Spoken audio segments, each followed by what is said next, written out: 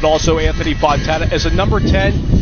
It's a 360 game when you're a number 10 versus when he was a number 8, a box-to-box midfielder. Marissa, everything's in front of you there as a number 8, but he's playing at the number 10. Look for him to play to the wide areas tonight. One noticeable player absent from the starting lineup is Fafa Pico, and you have some news on Fafa. Well, we just heard yesterday, because of an incident that occurred back in February, he is suspended for the first 3 games of the Union season. He, along with Orlando City player Pierre Da Silva, will be out for 3 matches for offensive language used during that preseason match. He'll miss, of course, tonight's match, and as you can see, basically the month of March for the Philadelphia Union. Fabian Herbers is making that start tonight on the right wing. It's a position, Fabian's pretty comfortable with, and in addition to, the Union do have some depth in that role where they can kind of switch some players in and out depending on what kind of look they want to take. And for Fabian Herbers, he's a guy that last year battled a hernia injury as well. He played a little bit for Bethlehem Steel FC in the latter part of the year, but look for Herbers 25 yards in. He has the green light for the coaching staff. He'll give it a rip. Now, it was the mission by the technical staff of the offseason to go after a winger and also a number 10. And earlier this week, the Union announced the signing on a year-long loan for the Chinese Super League, Borik Dochka. He is someone, as you said, really high up on that list of needs, and he checks all of these boxes for the Union. He is a great facilitator. He's going to look to be the playmaker for this team and carry the load in terms of creating offensive opportunities. He's someone that a lot of guys had their eye on. It was kind of quiet for a while, but they're so happy to have Dochka in Philadelphia right now. He's someone that likes to have the pressure on him, especially in that number 10 role. He's going to get a lot of pressure. It just kind of comes with the territory, but he said in his introductory press conference that he's used to the pressure. He knows it's going to be there, and frankly, he performs better when the pressure is on him. So Jim Curtin and Dochka addressed the media this week about his impact with this team. When you add a piece like this, I think it adds to what CJ Sapong does. It adds to what David Akam does. It improves Fafa. It improves Ali Bedoya. It makes Harris, now when he plays through the lines with his incredible passing ability, it's to a guy that can turn in a tight window in a pocket of space and make a final pass. The way how you want number 10 play in your team, that's how I like to play. So I felt since the first moment like it can work. It can be good for me and for the club too.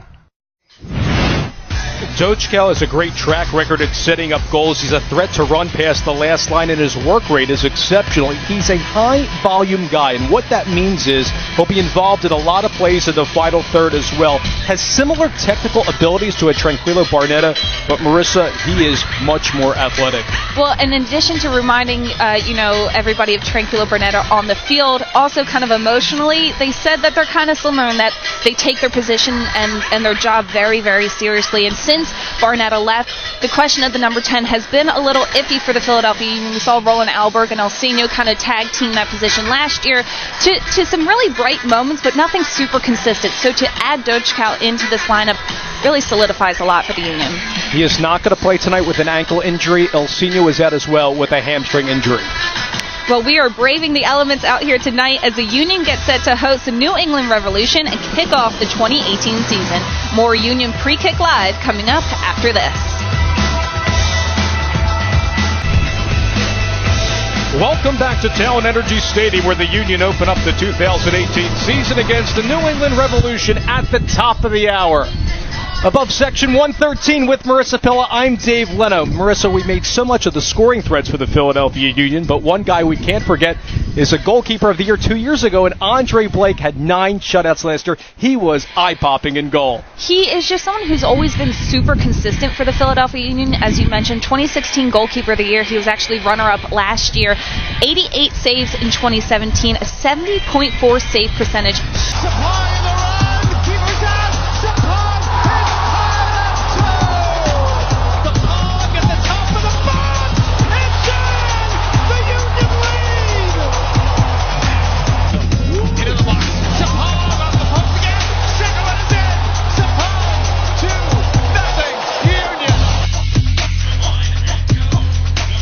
What a season CJ Sapong had. It was so much fun to watch, and after several years in the league, you know, he really hit his stride, and it was really amazing to kind of be a part of it.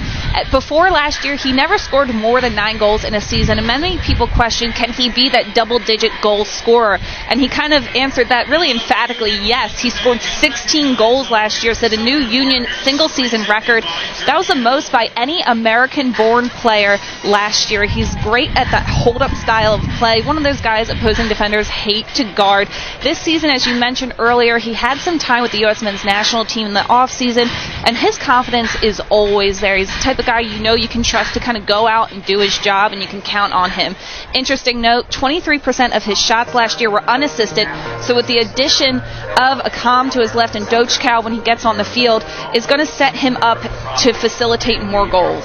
The press starts with Sapong, but he makes the passing from the center backs uncomfortable from the opposing teams as well.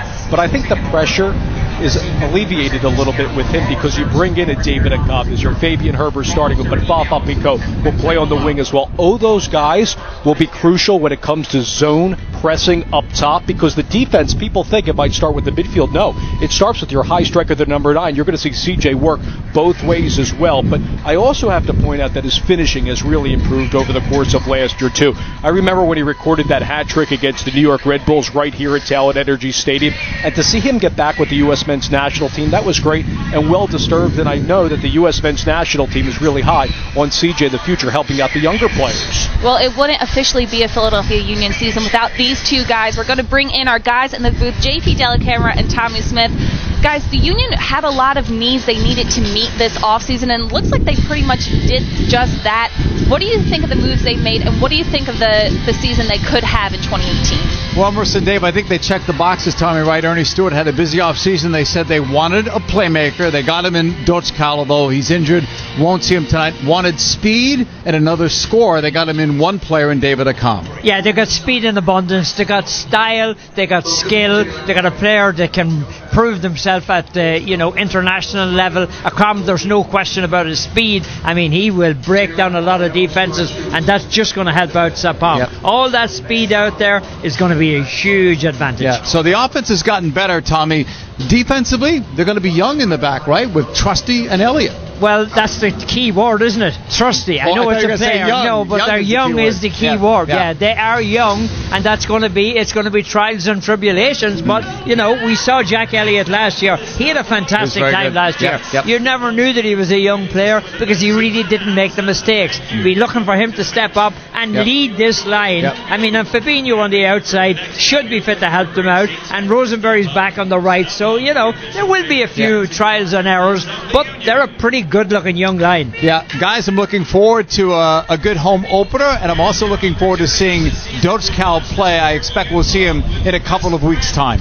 I think a lot of people are excited for just that, too. Thanks, guys. And I also love the fact that the Union pressing up high as well. I think that's going to be key. Remember, Jim Curtin always mentions that at home, they're going to press a little bit higher versus on the road. Last year, remember, the Union only won a pellet one game away from Talent Energy Stadium. Last year, if you won 4 road games of the Eastern Conference, you were top 16, you made the playoffs. They need to make a great start tonight at home against the New England Revelation and make Talent Energy Stadium a fortress here. Well, the Union are kicking off 2018 here. See the countdown clock. We're under 15 minutes away of the home opener, the Union Revolution, as Union Pre-Kick Live will continue after these messages. For the fans, and one thing I can promise the fans is I'll give my best no matter what. I'm going to give 100% for the team, and I'm looking forward for success and for a long time for me to wear the color of Philadelphia Union. Wow, I mean, what a welcome to kind of give to this guy who didn't know what to expect coming into Philadelphia. And these fans, I mean, they showed up, these Union fans, and you can see that they brought their passion for the team, and that's huge because it automatically gave a sense of what this city is, what this fan base is about. And I spoke to him at training, and he said he really didn't know what to expect, and he did not expect at all to have all those people waiting for him, but it meant so much to him. It made him feel so much more connected to the team right off the bat. And he talked about in that piece his relationship already with Alejandro Bedoya and Josh Yaro. But what's interesting, Dave, is he's already creating a really great relationship with Fabinho on that left side. They're kind of locking down that left side for the Union in a way that allows them to get a lot more opportunities. So when Favi pushes up that flank and he uses his speed, Akam can really push into the middle and create havoc for opposing defenders.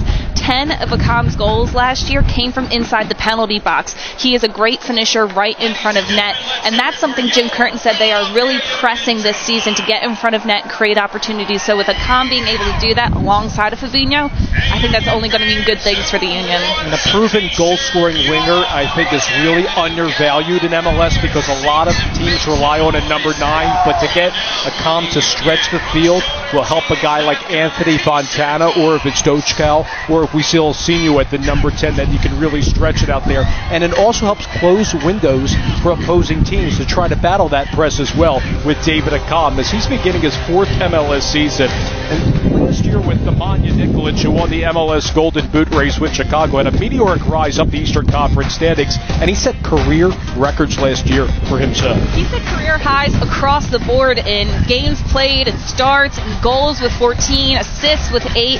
He also had a run where he scored in 5 consecutive games for the Fire last May.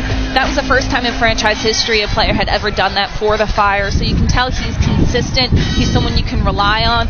He also told me, he always knew as a player of the Chicago Fire that it was tough to come to Philly and to play. We hear that a lot. We get it. We understand.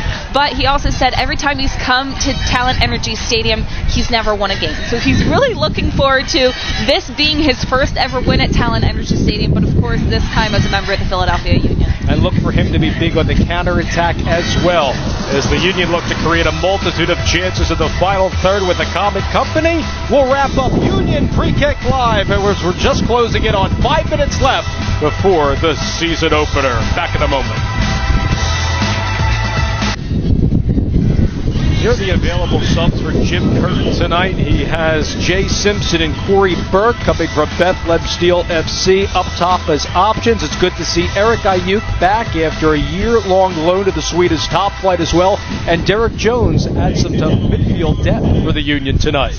Well, we like to switch things up a little bit, and this season we're going to play a little game called Watching You, where Dave and I will make our selections of a guy that we think you should maybe pay a little extra attention to during the game. So with my inaugural pick for Watching You, I'm going with Media PA's own Austin Trusty, the 19-year-old who really went through the path to the pros.